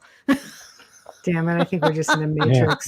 I want to go back to my own reality. Maybe we're the rehearsal, right? I like Ufi says there's a story about a UK spirit time traveling to influence the past. So makes you wonder, how would a spirit do that? I guess they just come and blabber off everything going on. Joe's favorite word, dimensional bleed through. Yes, thank you, Joe. We see you sitting there sneaking into YouTube under your own name. Didn't we learn Didn't we learn from Back to the Future and the show Supernatural that time traveling is not something in time loop that you should really be doing? I don't know. I just find it so intrusive and it's interfering. It's not necessarily, I don't feel like it's for our greater good. I feel like it's for theirs. Maybe. Yeah. I guess it's like the extraterrestrials. If they're just curious, if they're studying us, then it's for their own good, and maybe they don't care, what happens to us. Maybe we're just a lower life form to them. Oh God, it could very easily. I know, it's so sad. And I'm saying them as if there's one. Again, like I think that there's, multiple non-human intelligences that are interacting with humans for thousands of years. So it's hard. It's so difficult to pin down what that is. But I think that the most important thing that all of us are doing is constantly having conversations, because over the decades, like all these conversations lead little by little to new ideas. And then on top of that, you have all the amateur researchers. And I really encourage people to just, whether you're a armchair researcher, whether you're in the field researcher, a Twitter researcher, like nowadays, whatever it is, do it if you enjoy it, because you are contributing. All the work of like MUFON and NICAP and APRO have collected just like millions of pages of data on contactee experiences, eyewitness experiences. One day we'll be able to make sense out of a lot of that, more than we have now, and it'll hopefully all kind of coalesce. So scientists aren't doing a lot of the heavy lifting. There's more and more coming around to it. I don't know if it's true, I heard that there is perhaps a new college branch, or at least accredited classes in the University of Pennsylvania where you can study extraterrestrial. That makes sense. The study of extraterrestrial life and visitation. But there's not enough at the scientific and university, community. That's why the amateur researchers are so important, because they're doing the hard work, they're doing the field work, they're doing the reading, the digging through archives, and FOIA documents and all of that. So one day it'll make sense. It'll all come together, I'm sure of it. It makes sense that it's Pennsylvania, because that's where they started with the paranormal. That's where the actual TV show started, was Penn State, right? Oh, well, yeah, the Paranormal State. Yeah. It makes sense that they would start with the UFO. They'd be the first, the pioneers of it. Interesting. Yeah. Yeah. Paranormal State was probably the first hit television show, I think, right? Regarding that was even before Ghost Hunters, I think. It will long before, and I think that was a huge introduction to Chip Coffey and Lorraine Warren for those who didn't know anything about it, because they frequented those shows. I have the whole collection of all of them, but I learned a lot from there because they had so many experts, right? That's me. That's you. I was going to say, is Joe putting himself up there? Now, the International Community for Alien Research is primarily owned by our producer, Joe Montaldo, owns the station. It's got over 65. It's the largest network in the world that does, from an abductee experience or contactee standpoint. It is tons and tons and tons of information by people who have gone through this. And it's his organization, and this is people around the world. So that's it right there. That's big. Yeah, that is big. And he also does all kinds of interviews, and he broke the story on the negative blood type DNA, stuff like that too. That he broke on Ancient Aliens when he did it. Want to be connected? I can connect you. So we have a bit of a relationship with him. He is. This is. That sounds fascinating. Yeah, it is. So check them out for sure. A lot of photographs on that website. It's got a larger 2 web pages, but the group page. There's probably about 10,000 people on there, but it's private groups. Debuted his.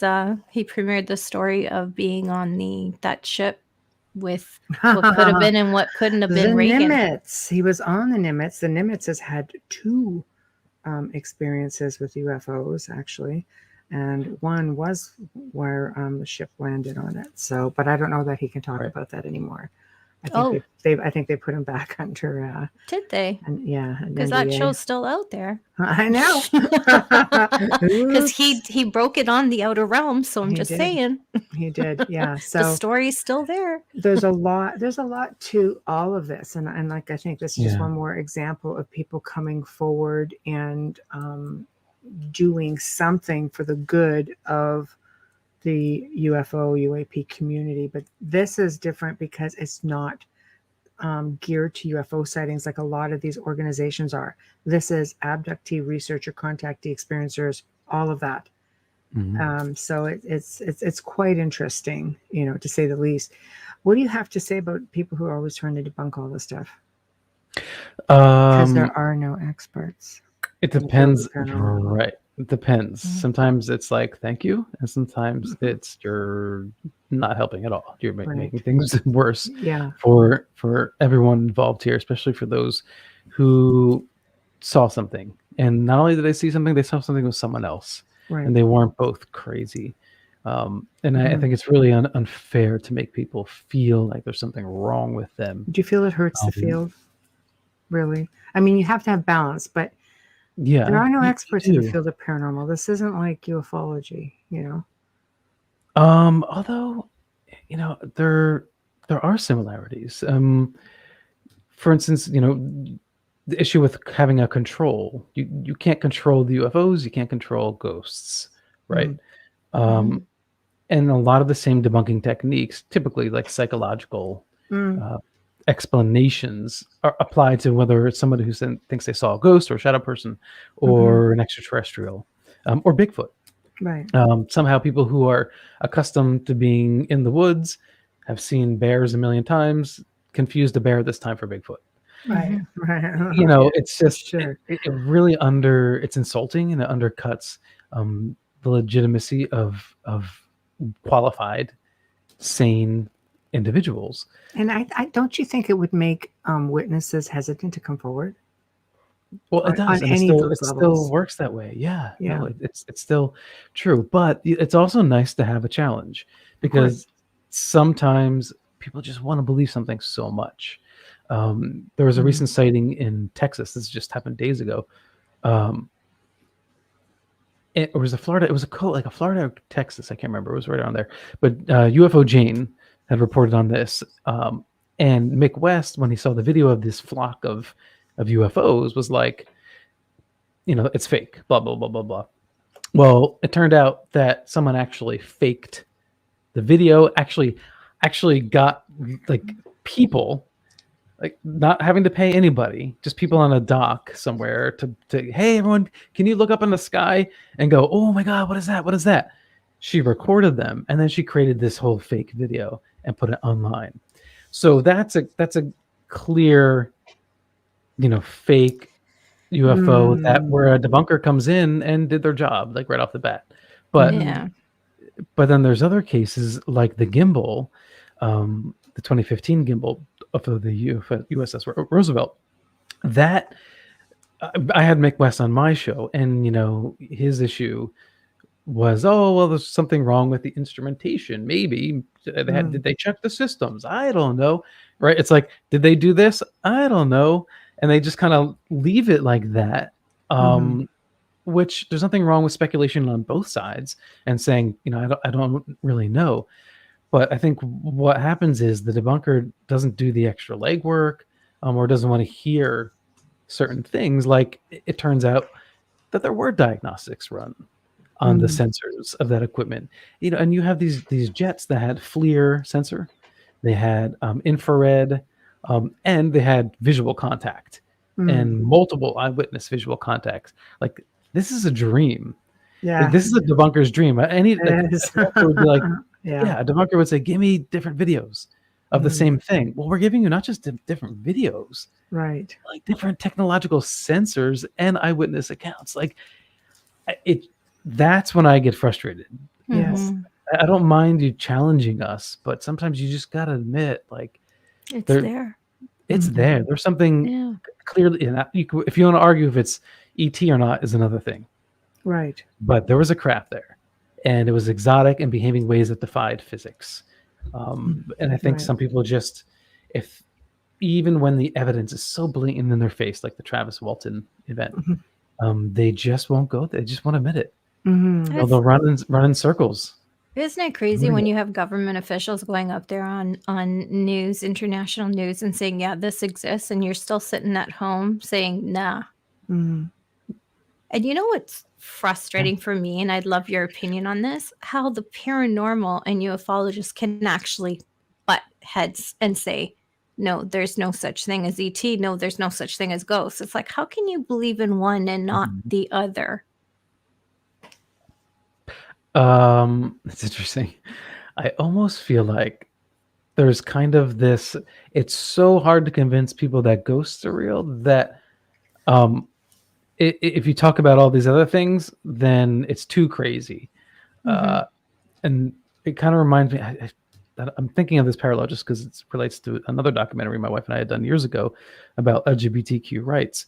And in the early movement of the LGBTQ movement, before there was a Q, it was the gay and lesbian rights movement. And but transgender people, were the one that started at the riots at Stonewall and all that stuff. But even during the 80s, the transgender people were ostracized because I shouldn't say a lot, some gay and lesbian individuals thought that if they included too early in the fight transgender people, it would be too much for the public. Like they wouldn't be able to wrap their head around it. It'd be too weird, to try to get them to understand the biodiversity and why they are. And so they shine. Baby steps. It was a different time. But for the people for the people who are experiencing these life changes, it's devastating. It is. Yeah. They felt ostracized and were pushed out. And that's not always true. I mean, there was obviously tons of loving and kind, gay and lesbian people, but there was a fraction of people that felt that way. And I kind of feel like that same mentality exists within some people. Again, I think it's a small fraction that are just like, stop distracting everybody with all this stuff. I'm trying to convince them, that goes to real. Right. It's like an overload, like a sensory overload. And there's kind of a truth to that. That definitely exists. In the ufological community and has for a long time. The whole, like the strict nuts and bolts. I think it's difficult. There's so many shows on television right now, and there's so much propaganda with it too. Sometimes just because you have a show doesn't mean you should have a show, but yet there are other shows that are really well done, and I think that people emulate what they see.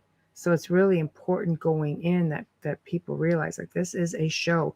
There is no creative control unless you are somebody, like Zach Bagans, a guy is like he's just a business genius, but he's his own production. He's his own production and has been from like very early on.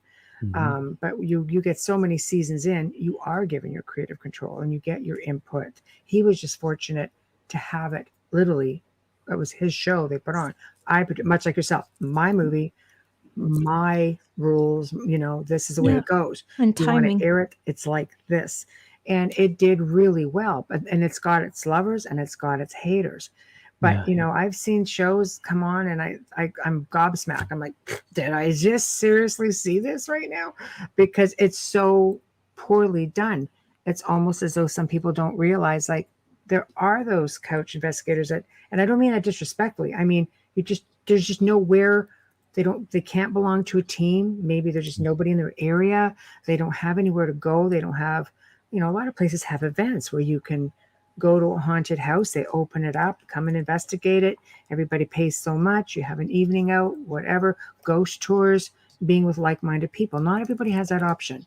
So they're living it through the program that they're watching, and that's what they emulate. Children watch this stuff, they emulate.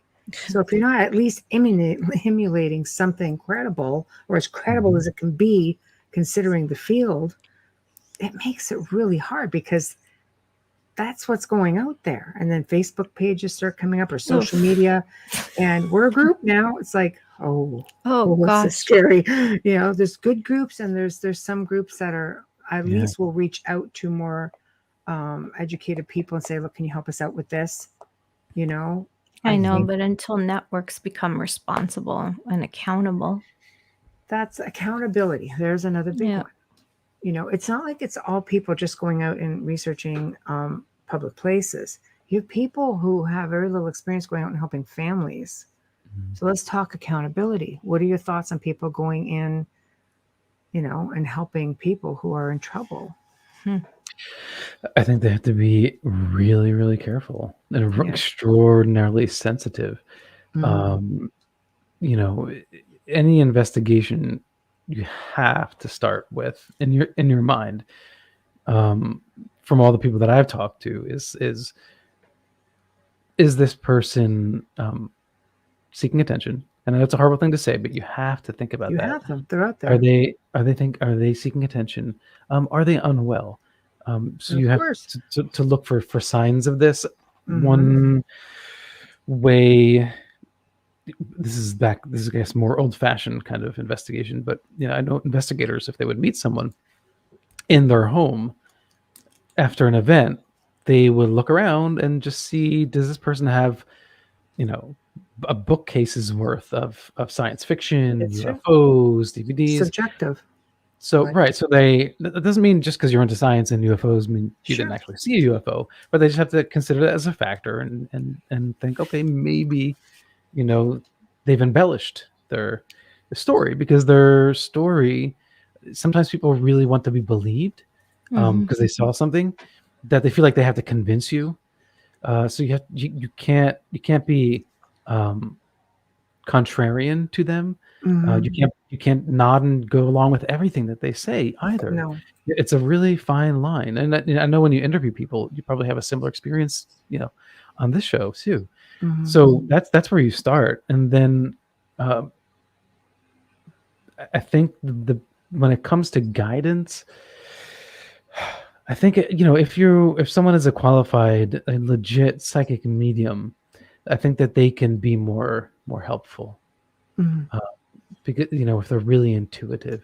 But I would never give anybody direction. I would never personally I'm not a qualified psychologist. That's the big one. Yeah. I'm not a therapist. I would never do that. But if someone is helping someone who's dealing with ghosts, and they can guide them with methodologies to hopefully rid the ghost or bring it peace, communicate it, live with it in a balanced manner. If you have a psychic medium that can come in and communicate for you on your behalf, and then that's the way to do it. But you should never deal with someone's trauma as an investigator. Never. It's not an investigator's job at all. It's happening a lot. Just by being there, should be enough. To say, I accept what you're saying. That if someone who really had a real experience, that's a comfort. It's no different than any other kind of support. They just want to be believed that they're not going crazy. They just want some sort of semblance. I think it depends on, are you dealing with one person having the experience, or you're dealing with several people in the house having the experience? I'm a true believer in mindset.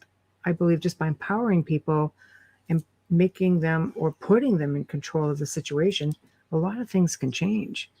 Because even if there's nothing going on, you have to ask yourself, okay, then what is it that's making them believe that there's something going on? And that's where dealing with mindset and educating people come in, because you can go in, it's not like waving a magic wand. You can go in and do anything you want. But if they don't believe you, and they don't believe it, and they're still, I'm dealing again with malevolent things. That's what I'm basically leaning towards. So you feel like a hostage because you have all of this malevolent stuff going on. Maybe these things are known to amp up pre-existing conditions, addictions, depression, anxiety, all kinds of things like that. They can also create them. So you need to figure out which came first. But at the end of the day, there's something that's oppressing them. Whether it's they're oppressing themselves or something else is oppressing them. How do you deal with that?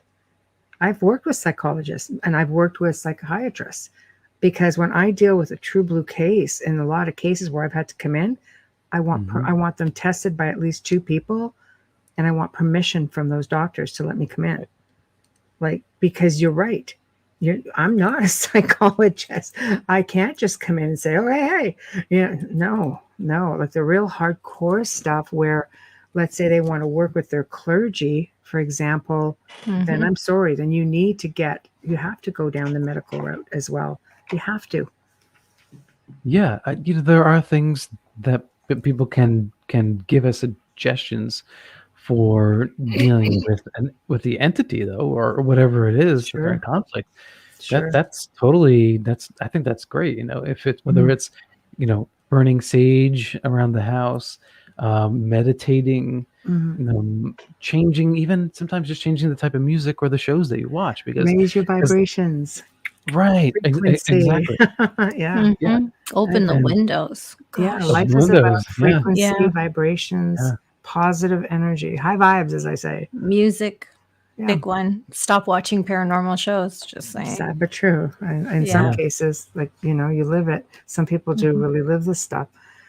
Right. And there's that line. I seen a comment that Goofy talks about lines being blurred, and I think that to extrapolate on that, going back to what we were talking about before, the brain waves, right? Literally the brain wave. There's electromagnetic waves that come out of our brain into the tissue and surrounding area that is carrying the same exact data as the signals between the neurons. And so that makes me wonder that maybe that's why some people can see a ghost and a camera can't. Right. Like a human can visually see a ghost, but a camera can't, because it's our brain waves are interacting with our environment. Right. And somehow we're processing it in a different way. Anything sometimes is possible. Sometimes it's the other way around. Yeah. The camera catches it, but we don't. Yeah. Yeah. That's true. Like it's just one of those things. Like we use such a small fraction of our brain. We don't really have a full understanding of what we are capable of. Okay. Last question. Carol Hernandez, how many personalities could this person have? I'm not joking on this one. Do you believe in multiple personalities? I do. Are they asking if I have multiple personalities, or no? I don't know who this person is, who she's talking about, but I don't either. I'm wondering. I guess hypothetically. Oh, hypothetical. The people we're helping. I understand. Okay. Got it. Okay. Right. So dealing with personalities instead of spirits. Well, it's a real disorder, though. Yes, it is. It really is. Yeah. It comes out of a coping mechanism, which are most psychological disorders come out of a coping mechanism of some kind. Trauma. Yeah. Right. So yes, it's possible. So yeah, but now it's a really interesting approach to this. If someone has multiple personality disorder, does one personality see something and the other doesn't? That's really, I've never thought about that. That's a good observation. Yeah. Thanks, Carol, for that, because that's something a good one. About. Note to self. Yeah. Remember that one. Note to self, right? Yeah. To this self, not the other self. This self. Yeah. Okay. No, it's a real thing that people struggle with. Oh, absolutely. Yeah, I know someone who has that. That's not. That's a difficult life. Well, we're at the top of the hour already, so this is the part where you promote yourself, tell everybody what you have coming up, how to find you, what you've got going on. And you can sing Folgers again if you want. Sure, we can do that too. I should have a little twist on it. Yeah, I think I've sung myself tonight. Let's see. So yes, you can find the documentary Half-Light on my YouTube channel. It's youtube.com/Mystic Lounge. Just like my name in the YouTube profile here. You just click on that, and it's the featured video on the top of that. That's the first cut. Then there is the slightly refined cut, which is on Tubi. So if you have Tubi, which is free, you can watch Half-Light on Tubi. So just punch in Half-Light or Alan B. Smith, it'll pop up, and you'll see the other documentaries that I help, co-produce as well. And then of course you can follow me on Twitter at paranormal_now, or on Instagram at paranormal now. There we go. Yeah. Excellent. Well, thank you so much. You're so much fun. You're so much fun. I love this. Tell your wife thank you for letting you go for 2 hours. I know. Thank you for sharing you with us. With the two crazy birds sitting here on the outer realms.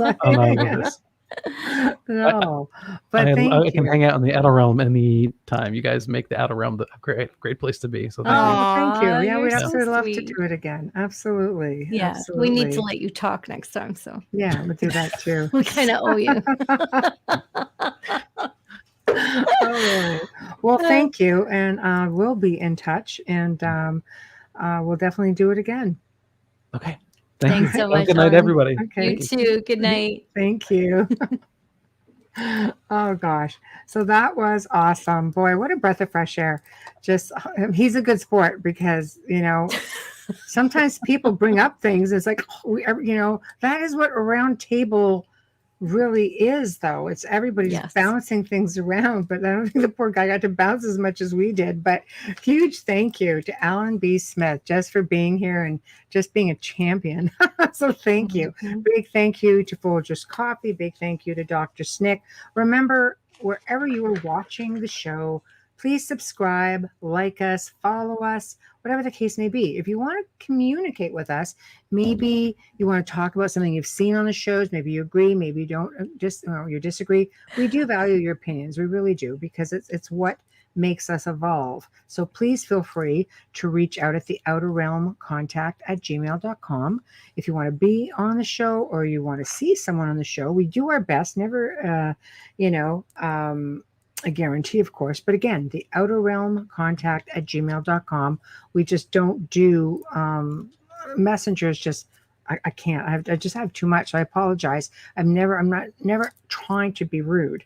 I just can't keep up with the amount of messages I get on all my social media, and I go in there and realize that someone's messaged me. It's like, God, like 4 days ago. So anyway, not trying to be rude.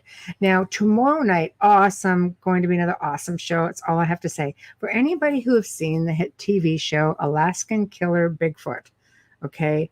It's not what it seems, not like, thing on a rampage or anything. Like, there's a lot of history. There's a lot to this. But we are going to be bringing on Kyle McDowell. He's going to be joining us, and he's just so delightful. He is just awesome. And he's going to be discussing his experiences and discussing what the whole concept of this whole experience was. And the show, it's just going to be amazing. It's had one season. They're hoping to get another season, and I am an avid fan of it. I really loved this show. And you'll hear me say, if it's not a good show, I'll tell you, and he wouldn't be coming on. But if he's coming on, it's because it's like, gads, this was a really good show. So join us tomorrow evening and get your questions together. Google it if you haven't seen it, and check it out and get into chat, and we'll give him a big outer realm welcome, because that's what we do. Anyway, everybody behave. We'll see you all tomorrow night.